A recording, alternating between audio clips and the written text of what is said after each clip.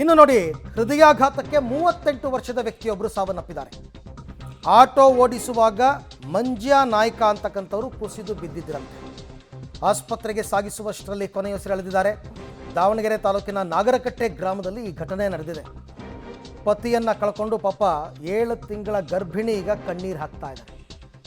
ಈಕೆಯ ಗಂಡ 38 ವರ್ಷದ ಮಂಜ್ಯ ನಾಯ್ಕ, ಫೋಟೋದಲ್ಲಿ ತಾವು ಗಮನಿಸ್ತಾ ಇದ್ದೀರಾ. ಆಟೋ ಓಡಿಸ್ಬೇಕಾದ್ರೆ ಕುಸಿದು ಬಿದ್ದಿದ್ದಾರೆ. ಅಂದರೆ ಹೃದಯ ಅಂದರೆ ಎದೆನೋವು ಕಾಣಿಸ್ಕೊಂಡಿದೆ. ಸಾಮಾನ್ಯವಾಗಿ ಎದೆನೋವು ಕಾಣಿಸ್ಕೊಂಡು ಕುಸಿದು ಬಿದ್ದಾಗ ಜನರಲ್ಲಾಗಿ ಜನ ಅಂದ್ಕೊಳ್ಳೋದು ಹಾರ್ಟ್ ಅಟ್ಯಾಕ್ನಿಂದ ಮೃತಪಟ್ಟಿದ್ದಾರೆ ಅಂತ. ಸೊ ಈ ಕೇಸ್ನಲ್ಲೂ ಕೂಡ ಅದೇ ಆಗಿದೆ. ಈತನ ಪತ್ನಿ ಪಾಪ 7 ತಿಂಗಳ ಗರ್ಭಿಣಿ ಅಂತ ಗೊತ್ತಾಗಿದೆ.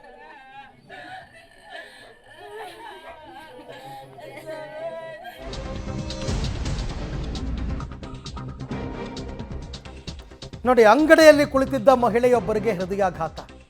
ಒಂಥರ ತರಗೆಲೆ ಥರ ಉದುರೋಗ್ತಾ ಇದ್ದಾರೆ ಜನ. ಯಾಕೆ ಹಿಂಗಾಗ್ತಿದೆ ಗೊತ್ತಾಗ್ತಿಲ್ಲ. ಕುಸಿದು ಬಿದ್ದಿದ್ದ 52 ವರ್ಷದ ಜಯಾಬಾಯಿ ಅಂತಕ್ಕಂಥವ್ರು ಮೃತಪಟ್ಟಿದ್ದಾರೆ.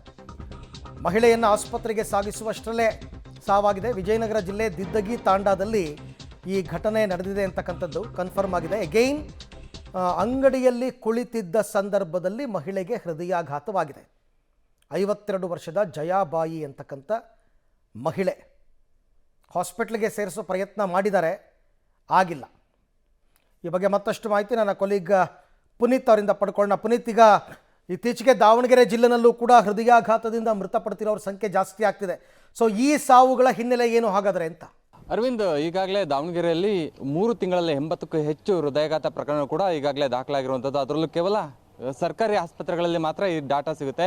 ಪ್ರೈವೇಟ್ ಹಾಸ್ಪಿಟಲ್ ಸಾಕಷ್ಟು ಹೆಚ್ಚಿನ ಸಂಖ್ಯೆಯಲ್ಲಿ ಕೂಡ ಸಾವನ್ನಪ್ಪಿದ್ದಾರೆ ಅನ್ನುವಂತಹ ಮಾಹಿತಿ ಕೂಡ ಈಗಾಗಲೇ ಆರೋಗ್ಯ ಇಲಾಖೆ ಕೂಡ ಹೇಳ್ತಾ ಇರುವಂಥದ್ದು. ಇನ್ನೊಂದು ಕಡೆ ಇವತ್ತು ಇಬ್ಬರು ಸಾವನ್ನಪ್ಪಿರುವಂಥದ್ದು ಹೃದಯಾಘಾತದಿಂದ. 35 ವರ್ಷದ ಮಂಜಾ ನಾಯ್ಕ್ ಅನ್ನುವಂಥವ್ರು ಅವರು ಆಟೋವನ್ನು ಓಡಿಸಿ ನಾಗರಕಟ್ಟೆಯ ಸಮೀಪ ಅವರು ಆಟೋವನ್ನು ಓಡಿಸ್ತಾ ಇರ್ತಾರೆ. ಆ ಸಂದರ್ಭದಲ್ಲಿ ಅವ್ರಿಗೆ ಎದೆನೋವು ಕಾಣಿಸ್ಕೊಳ್ಳುತ್ತೆ.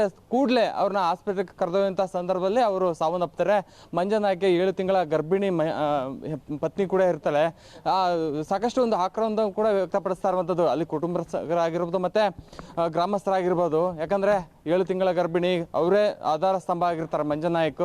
ಈಗ ಏಕಾಏಕಿ ಹೃದಯಾಘಾತದಿಂದ ಸಾವನ್ನಪ್ಪಿರುವಂಥ ಹಿನ್ನೆಲೆಯಲ್ಲಿ ಸಾಕಷ್ಟು ಆಕ್ರಂದವು ಕೂಡ ಮನೆ ಮಾಡಿರುವಂಥದ್ದು. ಇನ್ನೊಂದು ಕಡೆ ಜಯಾಬಾಯಿ ಅನ್ನುವಂಥವ್ರು ಅಂಗಡಿಯಲ್ಲಿ ಕೂತು, ಅಂದರೆ ಹರಪನಹಳ್ಳಿ ತಾಲೂಕಿನ ದಿದ್ಗಿ ತಾಂಡದ ಜಯಾಬಾಯಿ ಅನ್ನೋರು ಕೂಡ ಅಂಗಡಿಯಲ್ಲಿ ಕೂತು ವ್ಯಾಪಾರ ಮಾಡ್ತಾ ಇರ್ತಾರೆ. ಆ ಸಂದರ್ಭದಲ್ಲಿ ಇದ್ದಕ್ಕಿದ್ದಂತೆ ಎದೆನೋವು ಕಾಣಿಸ್ಕೊಂಡು ಆಕೆಯನ್ನು ಕೂಡ ಸಾವನ್ನಪ್ಪಿರುವಂಥದ್ದು. ಹೀಗೆ ಯಾವ ಕಾರಣಕ್ಕೂ ಕೂಡ ಅಂದರೆ ಪದೇ ಪದೇ ಇದೇ ರೀತಿಯಂತಹ ಘಟನೆಗಳು ಕೂಡ ದಾವಣಗೆರೆಯಲ್ಲಿ ಮರಕಳಿಸ್ತಾ ಇರ್ತವೆ.